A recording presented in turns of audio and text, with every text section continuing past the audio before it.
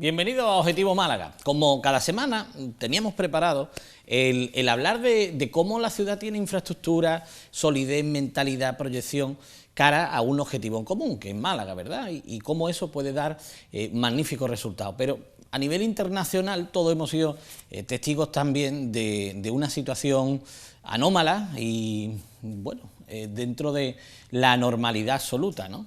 Por describirlo de una manera amable. Le hablo de los ataques de París y evidentemente hemos modificado en parte el inicio del programa. Teníamos preparado hablarle precisamente del programa de hoy, de cuestiones sanitarias, de cómo atender una emergencia, de cómo diferenciarla de una urgencia.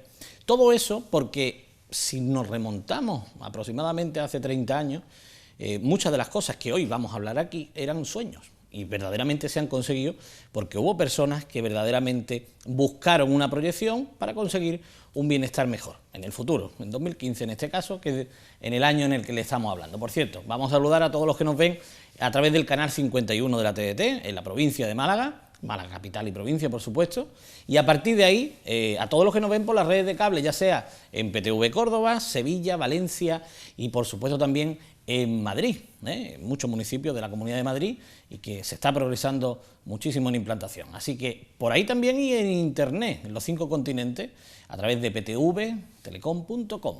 Así que yo creo que cada vez somos más, que es importante. Bueno, pues les vamos a hablar en esa introducción inicial, vamos a tener incluso una conexión telefónica con alguien que directamente tuvo que atender a una víctima española en París, precisamente en esos ataques. Pero de entrada vamos a saludar a Miguel Ángel Román. Muy buenas, Miguel Ángel, ¿cómo estamos? Buenas, ¿qué hay? Que es psicólogo del grupo, vamos a decirlo bien, porque el grupo es el nombre largo, Grupo de Intervención Psicológica de Catástrofes, Crisis y Emergencias. El Colegio Oficial de Psicólogos, sí. Eso es, de Málaga, ¿no? De Málaga. Bueno, vamos a ver. Un grupo de estas características entiendo que no es por gusto, que las circunstancias muchas veces demandan, ¿no?, que exista una infraestructura de este tipo. Bueno, nosotros llevamos más de 10 años trabajando en un proyecto con mucha ilusión, en el cual pues los psicólogos se abrían camino en un área que quizás dentro de la emergencia, dentro de las catástrofes no estaba contemplada, que era lo que es la cuestión humana, la cuestión del apoyo, ¿no? Estaba pues lo que son las fuerzas y cuerpos de seguridad del Estado, los bomberos, determinados cuerpos que se dedicaban exclusivamente a una función y que no podían, aunque evidentemente con todo su buen hacer tenían esa cercanía al ciudadano, no tenían espacio por su propio trabajo de estar atendiendo a las personas que se ven involucradas en una situación de crisis, de emergencia o de catástrofes, ¿no? Entonces, la figura del psicólogo en sí, que aquí no está trabajando con enfermedades mentales, ¿no?, está trabajando con una situación crítica, que luego posiblemente después pueda intervenir con ciertos desajustes, pero más son reacciones normales ante sucesos anormales que hay que canalizarlos de alguna forma. Entonces, el psicólogo es el experto en facilitar esa canalización. Claro, situación esperadas o inesperadas. Claro, totalmente inesperada. En alguna puede decir, bueno, venía dando pistas, ¿no? Sí. Pero otras son totalmente inesperadas, ¿no? Exactamente. Bueno, pues algo inesperado ocurrió precisamente hace una semana hará esta misma noche, ¿verdad? Si nos ven en directo, si nos ven en redifusión, pues le estamos hablando hoy viernes, día 20 de noviembre, y en ese contexto es donde tenemos que situar los hechos que ocurrieron la semana pasada. Vamos a hablar con Carmen, que está al otro lado de la línea telefónica. Carmen, que es compañera del Grupo de Intervención Psicológica de Catástrofes y Emergencias de Crisis, pero en este caso en Granada. Carmen Romero. Carmen, muy buena. Hola, muy buenas tardes. Buenas tardes. Buenas tardes. Te tocó tener que dar una fatídica noticia, ¿no? Me tocó dar una mala noticia, efectivamente. El lunes por la tarde. ¿Cómo es el proceso? Porque para eso, desde luego, si la psicología tiene una justificación en esta vida, es para ayudarnos, ¿no?, a amortiguar golpes de este tipo, ¿no? Efectivamente. Yo os cuento el proceso en un momentillo, pero realmente que nuestra formación está justo para eso, para amortiguar las reacciones emocionales que se producen ante una mala noticia, que es una mala noticia que conlleva dolor. No lo evita, pero sí canalizamos correctamente o intentamos analizar correctamente que la persona sea capaz de enfrentarse a esa noticia. Lo que ocurrió el lunes es que a nosotros, como grupo, nos activa el 112 Andalucía. Me llamó y me dijo que se necesitaba nuestra intervención para la familia, puesto que venían 2 hermanas de Francia, sí, de la persona fallecida, a comunicarle a sus padres que su hijo había muerto en la sala Bataclan, como consecuencia de los terribles atentados del viernes. Cuando yo llegué, que es un pueblo del Jau, un pueblo pequeñito, muy cerca del aeropuerto de Granada, y de Granada esperé a que llegaran las 2 hermanas que venían de Málaga. El avión le había dejado París-Málaga. Sí. Cuando llegaron, hablé con ellas, vi cómo se encontraban, analicé realmente cuál era su estado, vi que estaban bastante enteras, que sabían realmente el impacto que iba a ocasionar en sus padres la noticia y estaban preparadas para ellos.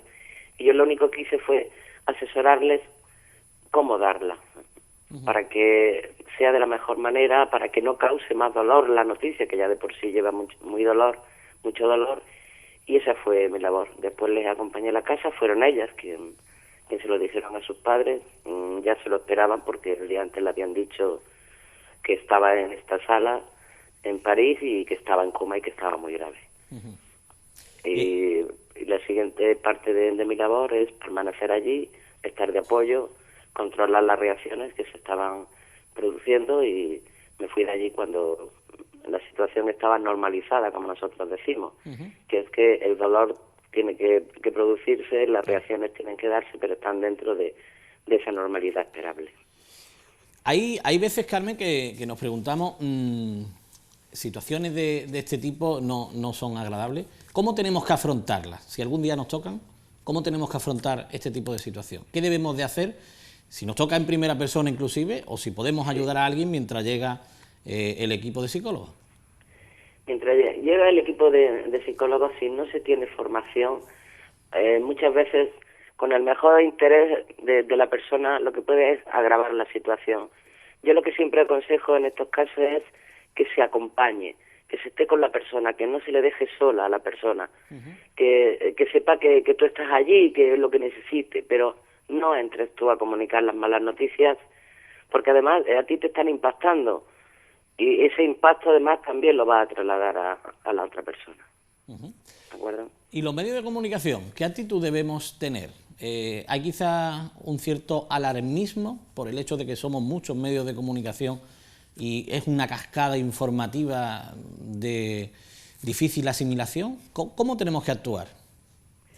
Hombre, los medios de comunicación son muy importantes, ¿de acuerdo? Yo pienso que en esta sociedad el estar informado es muy importante, pero lo que sí le pediría a los medios de comunicación es que el alarmismo no nos ayuda, que los detalles escabrosos tampoco nos ayudan, ¿vale?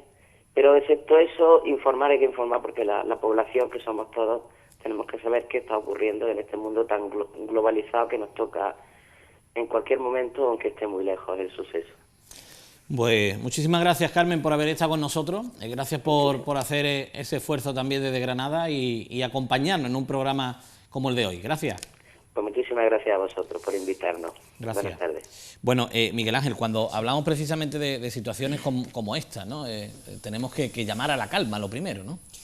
Lo que ocurre es que generalmente, lo que estábamos hablando antes, el estrés postraumático es tremendamente contagioso, de tal forma que cuando uno no solamente sufre, sino ve o es testigo a través de este mundo globalizado, como dice Carmen, ¿no?, de un hecho en el cual tu vida corre peligro o la vida de los que lo rodean, pues lógicamente hay una serie de mecanismos que están ahí, que no están por gusto, que están para protegernos y que nos hace estar en alerta, estar en hipervigilancia.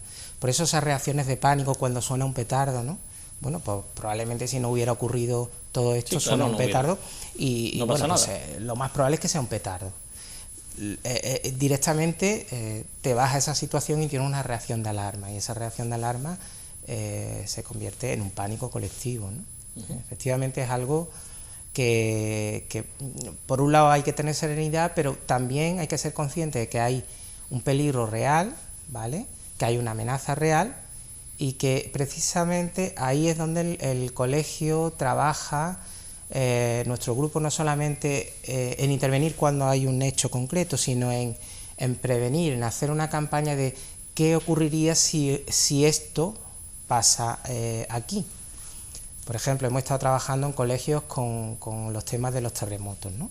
Pues hacer un ensayo, hacer digamos una previa en la cual, bueno, vamos a simular que hay un terremoto, por donde saldríamos, qué conducta tendríamos, ¿no?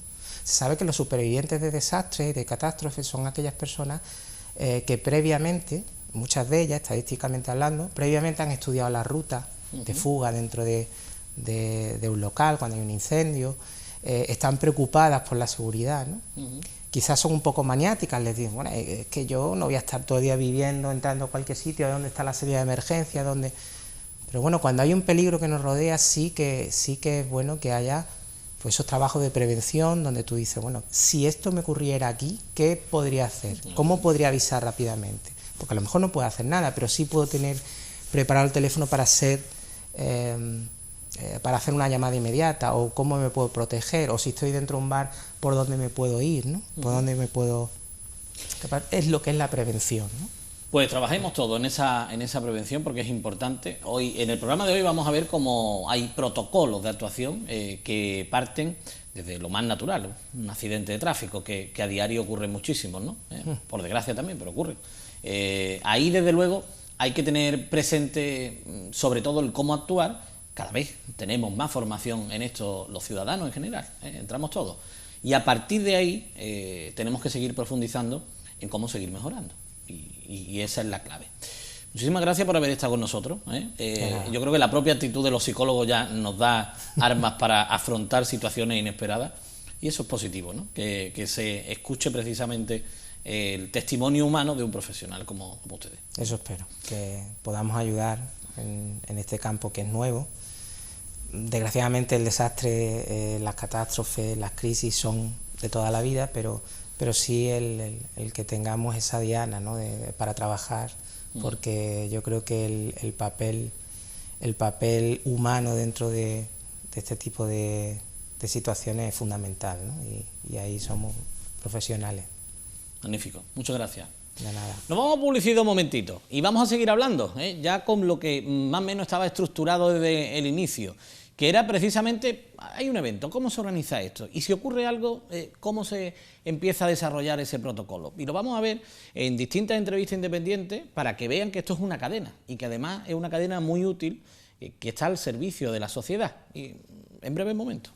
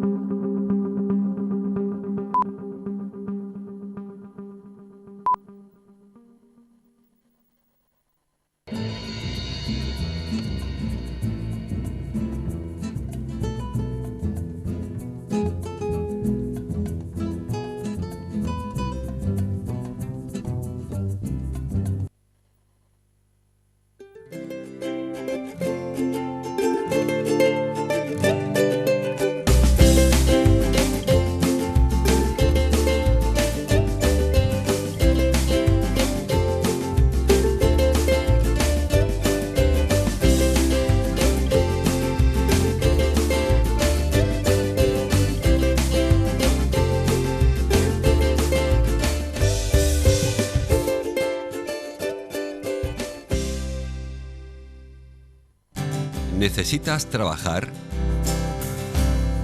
Nos encontramos en pleno proceso de expansión y necesitamos personal para cubrir diversos puestos. Envía tu currículum a infoempleoptv@ptvtelecom.com o llama al 1650.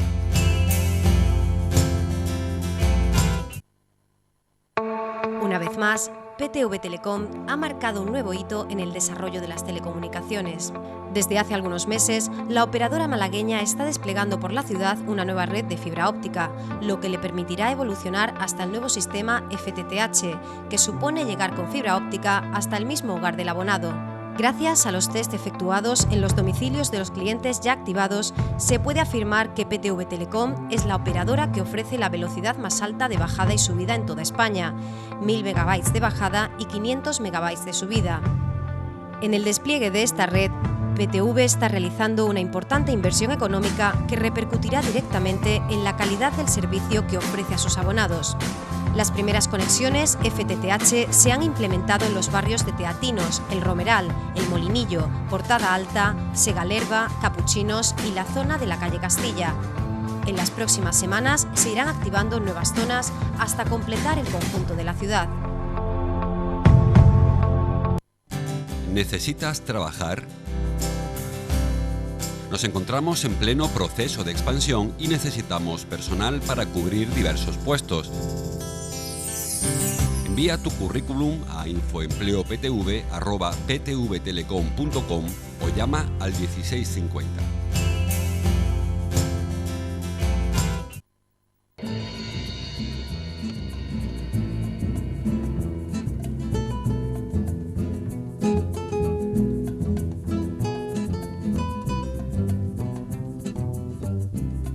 El programa de hoy está lleno de acciones que normalmente pensamos, ¿y qué ocurre dentro de un puesto de control cuando se organiza un evento, de una ambulancia, de un camión de bomberos?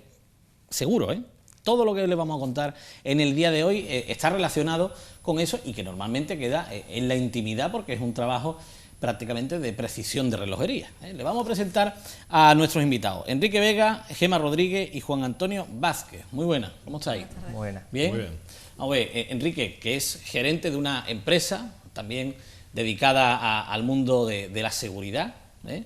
Gema, que es una empresa de emergencia, ¿la podríamos definir así? Una empresa, sí, de desarrollo informático para el sector de las emergencias y creada desde dentro del sector de las Pero para el emergencias. sector de las emergencias, ¿no? Específicamente. Específicamente, sí. Correcto. Y él que viene ataviado con su uniforme de trabajo, no vamos ni a tener que presentarlo, ¿verdad? Claro. Bombero, y en este caso bombero de Alhaurín. Consorcio Provincial de Bomberos, estoy en Alhaurín de la Torre ahora mismo, sí. Y aunque no lo crean, están conectados de alguna forma, porque todo esto empieza a funcionar cuando se organiza un evento de algunas características. Vamos a empezar precisamente porque Gema explique una aplicación que ¿qué tiene que ver esa creación en Málaga para poder coordinar, y además no solo en Málaga, sino que se está exportando. A nivel nacional, sí. Es un sistema de gestión que surge de un bombero con más de 25 años de experiencia en el Parque de Bomberos de Marbella y su inquietud por localizar rápidamente ese punto de intervención cuando hay una emergencia. Cuando un ciudadano llama y dice incendio de vivienda, ¿dónde? Pues si buscas en base de datos de Google, por ejemplo, ya a día de hoy en Internet, no viene completo ese callejero o esa información para localizar de una manera rápida, ¿no?, ese punto. Y luego cuando se localiza, cómo se comunica esa información al servicio que tiene que salir, tanto al vehículo como al personal.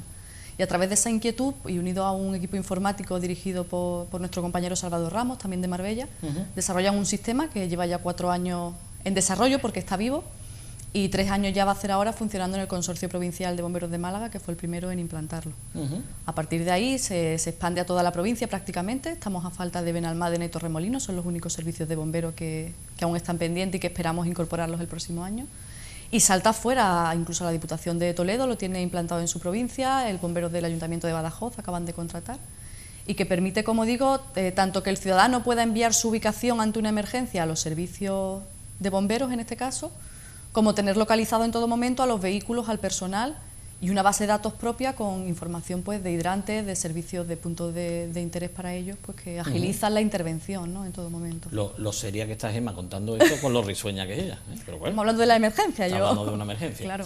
Tiene precisamente a tu derecha a un representante del ramo de la seguridad y a tu izquierda a un bombero que indudablemente representa a ese gran colectivo que tiene que coordinar esa propia aplicación. ¿Antes cómo se hacía esto? Pues anteriormente, por lo que a mí me cuentan, y Juan Antonio te puede explicar mejor que yo, cuando un ciudadano llama al 112 y activa a los bomberos, es todo comunicación a 3, ¿no? El ciudadano informa al 112, el 112 informa a la central Y la central vía teléfono o vía radio tiene que trasladarle esa información al personal que está atendiendo esa emergencia. Enrique, esto antes era bastante más complicado. Estos son herramientas que indudablemente ayudan muchísimo a la profesión, ¿no? Claro, la seguridad tanto pública como privada avanza, ¿no? Y conforme te vas encontrando problemas en el camino, vas buscando soluciones, naturalmente. Pero en este caso la seguridad privada somos meros auxiliadores de esa seguridad pública. En este caso podemos ayudar a la información previa de una emergencia, en este caso, poco, ¿no? Que no es poco. Que no es poco, probablemente, y después la ayuda auxiliar, el hecho de comprender dentro de un plan director de seguridad, comprender los grupos de evacuación, los grupos de emergencia. Plan director de seguridad. Plan director de seguridad. Yo te hablo ahora en la vertiente de director de seguridad, que soy. En esa elaboración pues se pueden montar grupos de seguridad privada que conformen los grupos de evacuación, los grupos de emergencia y cosas parecidas. Pero hasta ahí llega la relación de la seguridad privada, en este caso, con la seguridad pública o con la emergencia pública, en este caso, ¿no? Pero a todo estaba sintiendo Juan Antonio, todo lo que decía, ¿eh? Claro. Porque sois un todo, ¿no? Claro, es que la emergencia para nosotros no comienza cuando se recibe la primera llamada. Tú estás formado para asistir a la emergencia, pero necesitamos que nos llegue esos datos, ¿no?, para poder llegar. Por eso a nosotros, cuando se presentó el programa del SOS Emergencia, nos vino también porque nosotros somos peculiares. El consorcio provincial abarca casi toda la provincia, 96 municipios, no salimos mucho de lo que es callejero, núcleo urbano, y ahí es donde empezaban los conflictos. Una llamada por teléfono no era lo suficientemente concreta para llevar un camión de bomberos al lugar. Entonces, cuando llegó esta aplicación, la tecnología hay que usarla, y nos llega al camión una situación de peligro, te marca la ruta, y el estrés que genera el bombero el llegar al sitio es mucho mayor que cuando tienes que actuar. Contabas antes, fuera de cámara, fuera del directo, de Competa creo que era, sí, donde ocurrió algo en concreto, ¿no? Un incendio forestal bastante complicado, interfase le llamamos, incendio muy cerca de casa, entre las casas y demás, y un camión nuestro se quedó aislado, no podían salir, humo, llamas, muy complicado. Como ya teníamos implantado en ese vehículo la tablet con el programa SOS, pues teníamos la localización concreta, puesto de mando avanzado, todos muy coordinados con Infoca, pues se hicieron un par de descargas de helicóptero y permitió que los compañeros saliesen de allí con... Bueno, vamos a hablar también con Salvador Ramos, que lo mencionaba Gemma, que está al otro lado de la línea telefónica. Salvador, muy buena. Hola, buenas tardes. Cuéntanos un poquito, esta aplicación, ¿cómo os sirve? ¿Cómo os estructuráis? Bueno, en un principio ya ahí el compañero ha explicado un poco cómo va el asunto. En un principio se creó para intentar ofrecer una respuesta más rápida a los ciudadanos y hombre, quitarle esa inquietud que sienten los bomberos de no saber exactamente dónde es el sitio, dónde se está produciendo el incendio o el accidente o lo que sea. Entonces, pues de esta forma intentamos de acelerar todo este proceso y de darle la máxima seguridad de llegar al punto concreto donde es el siniestro. Salvador, decía precisamente el ciudadano, la aplicación la pueden tener gratuitamente todos los ciudadanos que quieran. Sí, se la pueden descargar, lo mismo para iPhone que para Android, se puede descargar y está para toda la provincia de Málaga. Y, más o menos la tenemos cubierta toda. ¿Va teniendo implantación en la ciudadanía? Sí, poco a poco. La gente es un poco reacia. Es un poco reacia al uso de aplicaciones, pero vamos, que poco a poco va teniendo. Bueno, pues es algo que también es importante que tengamos en cuenta. Gemma, ¿cómo podemos conseguir que la ciudadanía tenga esto como una herramienta, incluso de vida, vital, ¿no? Claro, hay que tener presente que en Andalucía no es como puede ser Madrid, ¿no?, que ya tiene implantada una aplicación, la My 112, que permite comunicar tu ubicación en caso de siniestro. En Andalucía nosotros hemos estado en comunicación con los servicios del 112, pero es algo que todavía está pendiente, ¿no? A día de hoy, un ciudadano andaluz que quiera comunicar su ubicación a un servicio de emergencia solo tiene disponible la aplicación de SOS Emergencia. Existen otras, como Alpify, por ejemplo, pero que esa comunicación la hacen a una empresa privada, que luego es ella la que interactúa con los servicios de emergencia. En este caso no. Desde cualquier punto de Andalucía, desde cualquier punto de España o incluso desde cualquier parte del mundo, con la aplicación SOS Emergencia tú puedes comunicarle tu ubicación a los servicios de emergencia que estén adheridos al sistema. A día de hoy, ¿cuáles son? Bomberos prácticamente de la totalidad de la provincia de Málaga, Policía Local de Marbella y Policía Local de Mijas, y fuera de la provincia de Málaga, Ayuntamiento de Badajoz y la Diputación de Toledo. Y poco a poco iremos a más. ¿Y todo creado desde Málaga? Todo creado desde Málaga por un grupo de informáticos de Marbella, malagueño, asesorado siempre, como he dicho, desde dentro de los servicios de emergencias por Manuel Alcolado, bombero de Marbella, y apostando desde el principio y con la colaboración pues de la Diputación de Málaga, del Consorcio Provincial, que fue el primer cliente que antes de estar, por así dicho, testado, ¿no?, pues confiaron en el sistema y nos está ayudando a depurarlo y a implementarle mejoras que son de interés para todos los servicios de emergencia. Salvador, hoy vamos contra reloj. Nos gustaría tenerte más tiempo en el teléfono, pero si tuvieras que lanzar un mensaje, por un lado a la ciudadanía y otro a los compañeros en torno a lo que estamos comentando de una aplicación de estas características y de una organización dentro de un evento o de unas circunstancias especiales, de una emergencia, ¿cuáles serían esas dos claves? Para la ciudadanía y para los compañeros inclusive. Hombre, para la ciudadanía es que te envía la localización, que te puede salvar la vida. Bueno, pues ya el mensaje está claro, ¿no? Te puede salvar la vida. Eso porque la localización exacta, si te encuentras perdido en medio del monte o donde sea, te puede salvar la vida. Y para los compañeros, para los bomberos y policías, pues que le agiliza mucho el trabajo, el llegar al punto destino, y le da más seguridad porque no tienen el problema de no saber exactamente dónde es el siniestro. Bueno, muchas gracias por haber estado con nosotros, Salvador, a través del teléfono. De nada, hasta luego. Gracias. Enrique, la seguridad privada está extendida, porque evidentemente efectivos públicos no puede haber para todo, ¿no? Y ahí tiene que haber una coordinación constante en todos los elementos que transcurren en una emergencia, ¿no? Que hablamos antes precisamente, ya que teníamos al colegio de psicólogos, la tranquilidad, la calma, es decir, hay que dominar la situación, ¿no? Naturalmente. Tengo que decirte que nosotros, las empresas privadas de seguridad, estamos fiscalizadas por un área de la Policía Nacional, en este caso, seguridad privada, por el Ministerio del Interior, ¿sí?, para coordinar con el Cuerpo y Fuerza de Seguridad del Estado, para coordinar los movimientos de la seguridad, naturalmente.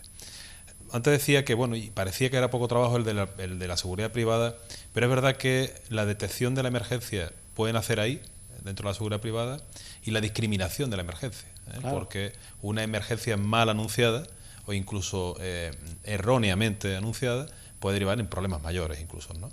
Y ahí hay una labor importante.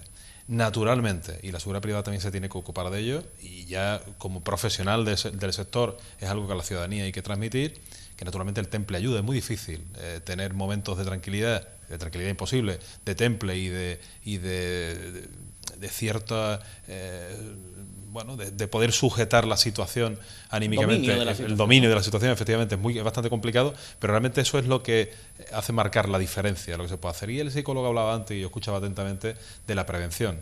Yo soy una persona que me siento de cara a una puerta, que analizo las caras de las personas que hay dentro de un establecimiento, y eso solo requiere cierto entrenamiento y no termina siendo, de alguna forma, desviar tu vida, ni siquiera molestarte al hacerlo. Y eso a veces, el buscar canales de evacuación de una forma innata y que en el 99,99% de los casos será inocuo, en otros muchos casos, y en Francia habrán podido detectarlo, algunos es probable que se haya salvado por esa habilidad innata de salir de problemas también, aunque era una situación sorpresiva y muy fácilmente podías tener un problema grave.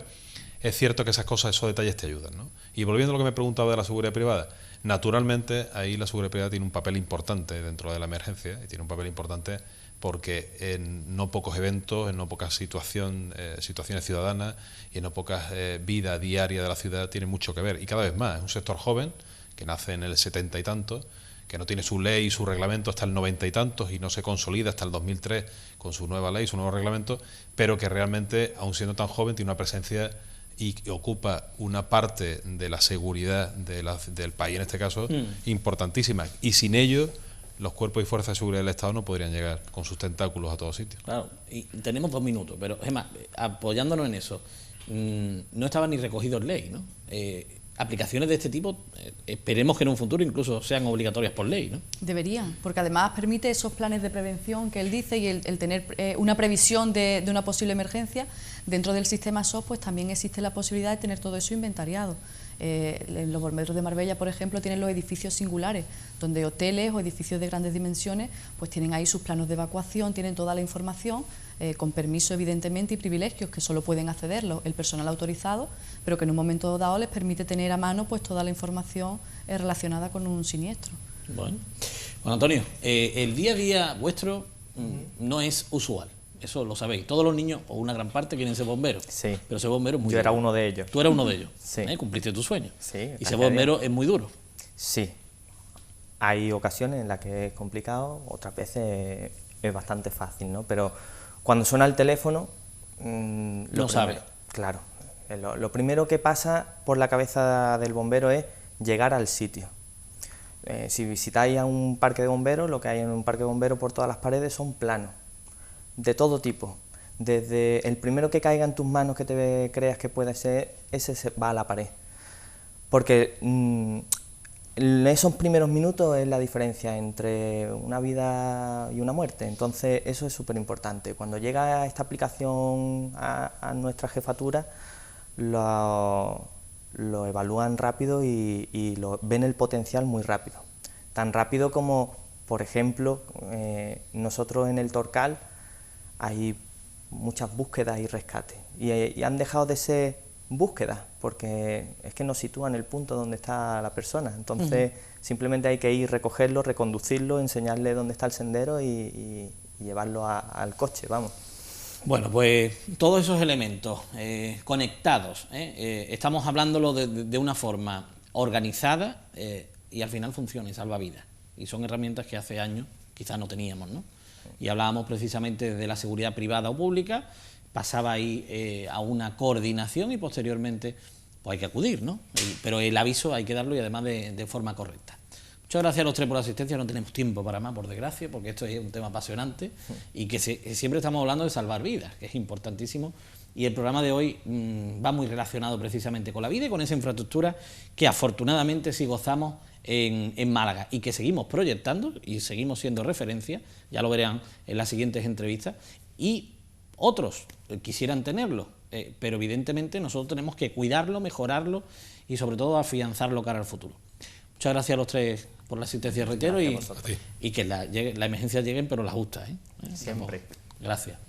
Nos vamos un momentito a publicidad, volvemos enseguida, le vamos a hablar de algo tan natural como 3 números que aparecieron en nuestra vida y que han solucionado en gran parte una realidad en la que nos angustiábamos.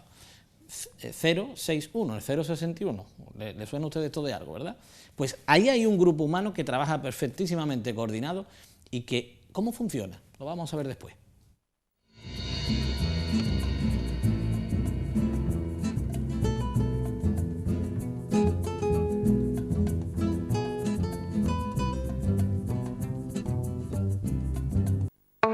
Una vez más, PTV Telecom ha marcado un nuevo hito en el desarrollo de las telecomunicaciones.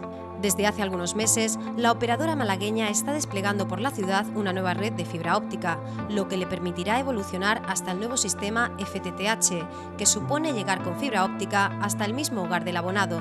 Gracias a los test efectuados en los domicilios de los clientes ya activados, se puede afirmar que PTV Telecom es la operadora que ofrece la velocidad más alta de bajada y subida en toda España, 1000 megabytes de bajada y 500 megabytes de subida. En el despliegue de esta red, PTV está realizando una importante inversión económica que repercutirá directamente en la calidad del servicio que ofrece a sus abonados. Las primeras conexiones FTTH se han implementado en los barrios de Teatinos, El Romeral, El Molinillo, Portada Alta, Segalerba, Capuchinos y la zona de la calle Castilla. En las próximas semanas se irán activando nuevas zonas hasta completar el conjunto de la ciudad.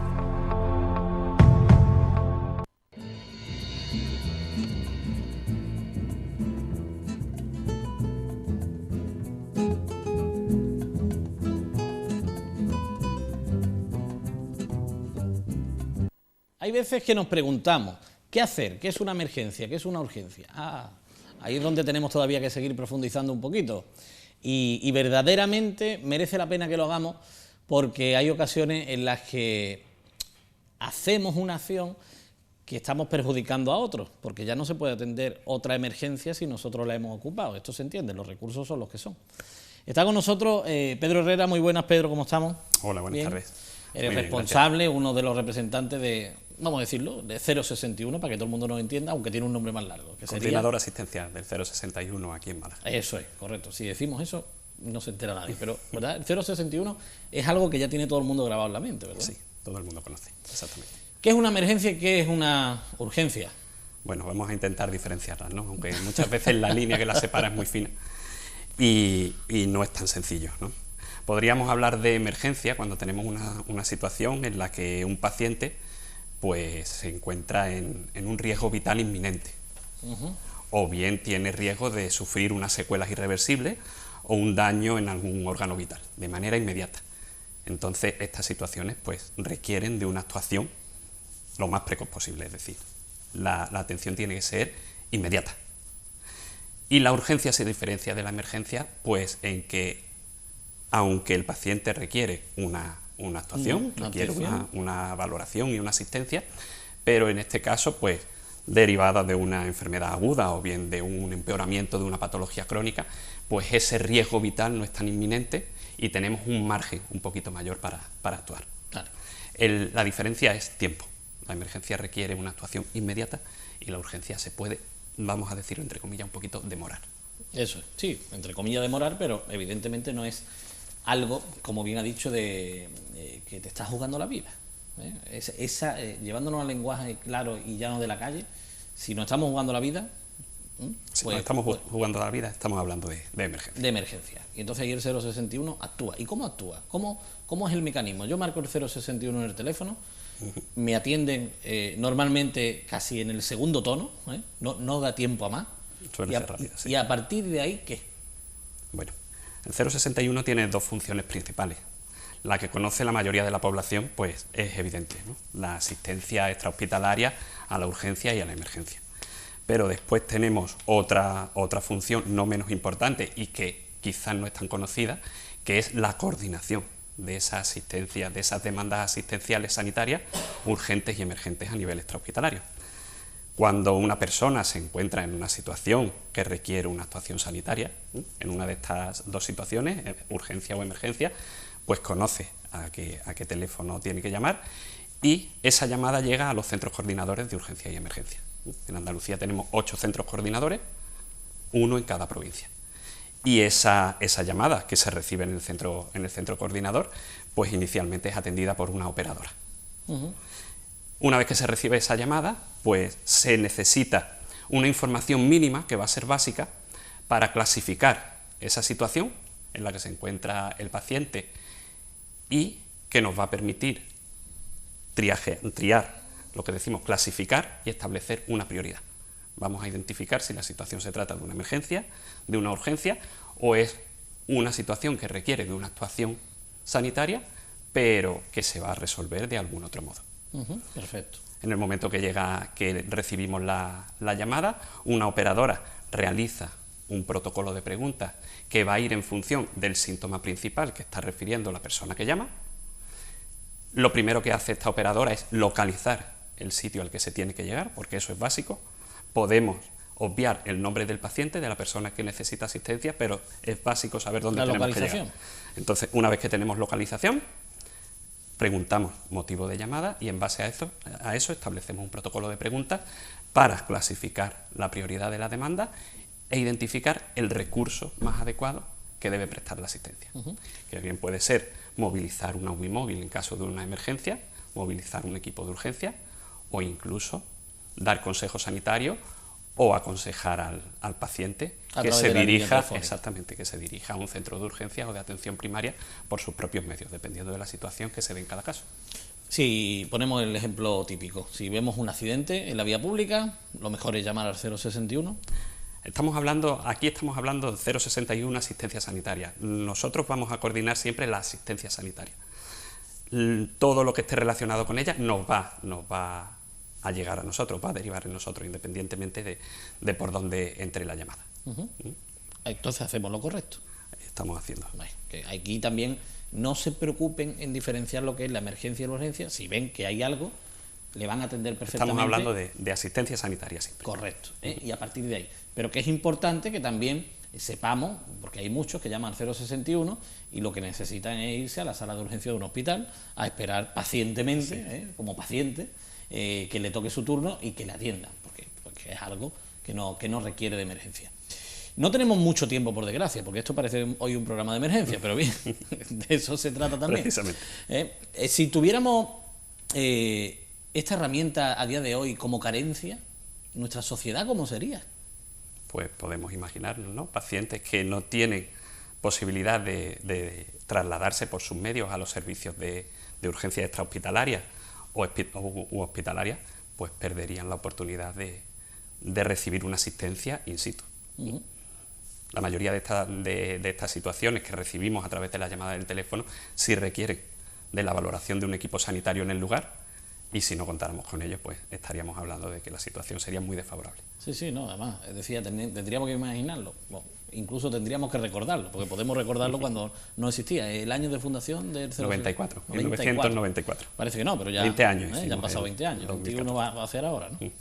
Pues muchísimas gracias por haber estado con nosotros y habernos dado esas claves que son importantísimas para la ciudadanía. Entiendo que hay que recordarlas permanentemente, ¿verdad? Porque no es algo que ocurra diariamente de una forma afortunada para todos, ¿verdad? Pero lo importante es que tengamos claro cómo funciona y que es una estructura que indudablemente está aquí al servicio en este caso, de una demarcación que es Málaga, y que a partir de ahí viene bien que constatemos que es una realidad y que funciona de una forma correcta, siempre mejorable, seguro, porque somos humanos, pero a partir de ahí que todo funciona, que eso es lo importante. Gracias por haber estado con nosotros. Muchísimas gracias a vosotros. Pues nos vamos a ir a publicidad brevemente y le vamos a hablar de un hospital de referencia a nivel nacional e internacional.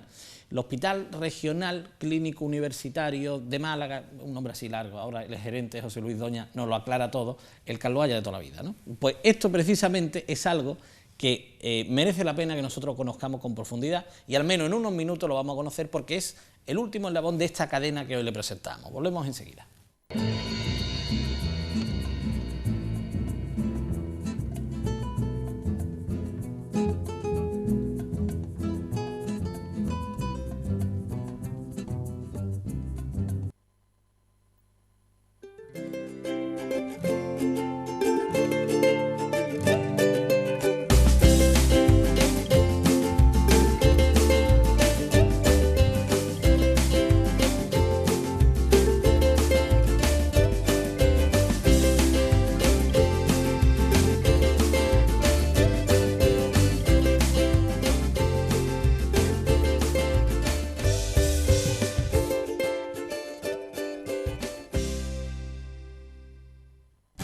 ¿Necesitas trabajar? Nos encontramos en pleno proceso de expansión y necesitamos personal para cubrir diversos puestos. Envía tu currículum a infoempleoptv@ptvtelecom.com o llama al 1650.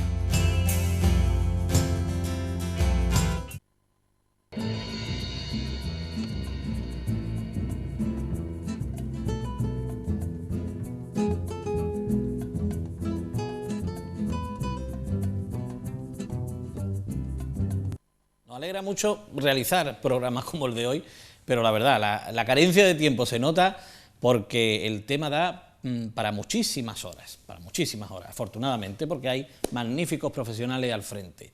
José Luis Doña, gerente del Hospital Regional de Málaga, decía yo, el Carlos Haya, es así, eso es. Y así lo conoce todo el mundo, ¿verdad? ¿Somos conscientes de lo que tenemos, el hospital que tenemos? Yo creo que sí, que la población es consciente de que la asistencia sanitaria que se le presta es de calidad. Y además, se compara con otros lugares, pues no deja lugar a dudas. Yo creo que se hace un buen trabajo a nivel sanitario en Málaga, no solamente en los hospitales, también en atención primaria y los hospitales de nuestro entorno, Costa del Sol y demás. Yo creo que la sanidad de Málaga, en la provincia de Málaga, creo que tiene una calidad excelente. Soy el último eslabón de esa cadena que comentábamos, Sí, ¿no? es verdad. y sois los últimos, afortunadamente, y en la mayoría de los casos salváis muchísimas vidas de esa emergencia. Es una responsabilidad, va con la profesión, evidentemente, ¿no? Es una profesión que juega directamente con ese hilo de la vida, ¿no? Que antiguamente se representaba por esas tijeras que cortaban el hilo, tan fino como eso. Has tenido una entrevista muy interesante con los compañeros que previamente han estado aquí. Yo que he vivido toda esa época, yo que viví la formación o la fundación del 061, no tenemos mala memoria, muy mala memoria. Muy mala memoria. Previamente a esa situación, la asistencia prehospitalaria dejaba muchas áreas que atender en condiciones. El 061, lo que ahora era el 061, las ha cubierto muy bien. Hay que tener en cuenta que los médicos hablamos de la hora de oro. La hora de oro. De oro, porque todo lo que tú no hagas en ese tiempo escaso de menos de una hora, media hora, 3/4 de hora, no tiene solución, o si la solución que va a tener, pues va a generar muchas secuelas. Nosotros, que somos el último escalón al que nos llega todo esto, nos llega ya filtrado, nos llega ya conocido. Y normalmente, y siguiendo el hilo de la conversación que estabas comentando anteriormente, Antonio, a nosotros nos avisan, nos llaman en un teléfono que tiene la telefonista junto a su consola, una gran consola, un teléfono especial de emergencia, el 112, que está interconectado con toda la red que has comentado con anterioridad. A partir de ese momento, en los diferentes hospitales que hay en Málaga y también en los hospitales de la provincia, se desencadena una serie de llamadas al personal sanitario para activarlo. Y así, esa hora que era importante, pues se ha ido recuperando poco a poco. Hemos llegado a tener una disminución de los accidentes de tráfico, que a veces el telediario, cuando habla de estas cosas, o vosotros cuando dais la información, y se dice, han disminuido el número de fallecidos en los accidentes. Pero, ¿por qué? Pues precisamente porque la asistencia ha mejorado enormemente.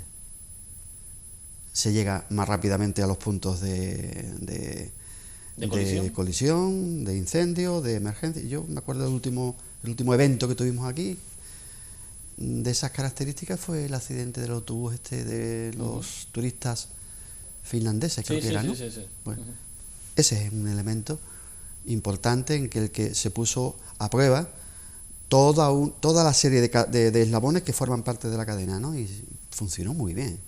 Fuimos felicitados hasta por el primer ministro, eso lo sabe poca gente, por el primer ministro finlandés, por lo bien que se hizo y lo bien que se atendió a esos turistas que tuvieron esa desgracia. Lo sabe poca gente y tendríamos que saberlo todos, que es importante también, ¿verdad? A veces habría que poner, no sé, una medallita en la puerta del hospital. Algo hay que hacer para recordar la memoria, porque bien decía José Luis, la memoria es muy frágil, ¿eh? Si en los pocos minutos que tenemos, si tenemos que hacer una descripción de cómo funciona el hospital en Málaga, porque antes hablábamos de Carlos Haya, hablábamos del clínico, eso se está unificando de forma que haya una coordinación todavía mayor, ¿no? Y le toca al gerente. Yo no soy solo, ¿eh? Nadie trabaja solo. Hay un equipo. No, la verdad, yo como Napoleón. Uno es importante si los generales que tiene son importantes. Y yo tengo muchos generales. Muy bien. Mis compañeros que forman parte de la dirección, los directores de unidad, los supervisores, los responsables de cuidado, todos son los importantes. El que es menos soy yo. En fin, yo no sé por qué estoy aquí, porque los importantes son ellos. Yo simplemente estoy aquí. Podemos decir que no entraban en el plato. No caben, evidentemente. Ellos son los que hacen que la asistencia sanitaria sea de calidad y hacen que el hospital pueda funcionar de una manera un poco sui generis. Puede ir como un transatlántico a una velocidad muy suave, como ponerse rápidamente a la velocidad que haga falta. Y eso lo hacen ellos, en base a una serie de protocolos de actuación que tenemos, y el hospital funciona siempre así, de esa manera, con las 4 patas que tiene un centro sanitario de la categoría que tiene los hospitales en Málaga, el hospital clínico y el hospital Carlos Haya, regional, como a mí me gusta llamarle. Pero pues las 4 patas que son básicamente la asistencia, como el elemento base que sustenta la cadena, la asistencia, la formación, la investigación, la docencia, la innovación. Todo eso es lo que te hace que te vaya generando un ambiente de trabajo permanente, que el hospital pues marche al ritmo que necesita la sociedad. Bueno, pues vamos a continuar esta entrevista porque nos hemos quedado sin tiempo y hay algo que hay que tocar siempre cuando se habla del Hospital Regional de Málaga, que son los trasplantes, por ejemplo, donde ahí...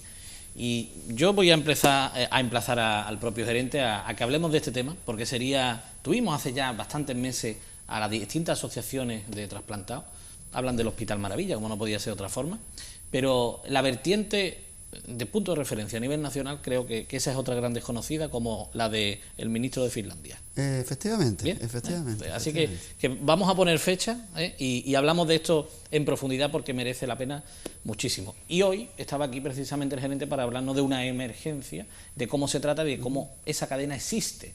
Y afortunadamente existe y funcionamos bien y se salvan vidas. Y muchos de ustedes habrán sido testigos de esa cadena, si lo han sufrido o lo han visto como espectador. Eso es lo importante.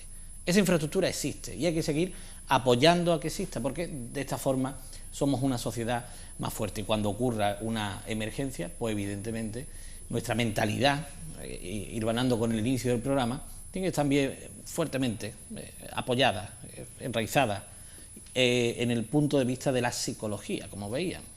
Ahí es un todo que empieza y que no termina, porque así es la vida, empieza y dicen algunos que terminan y otros que no terminan, ¿no? Pero la vida empieza y no termina.